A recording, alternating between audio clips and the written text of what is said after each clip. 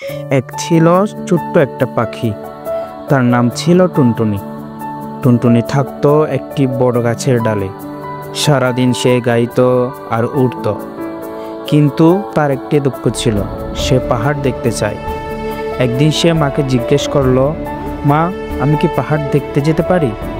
মা মুচকি হেসে বলল, তুমি তো খুব ছোট, একা গেলে পথ হারিয়ে যাবে। কিন্তু টুনটুনি থেমে থাকলো না।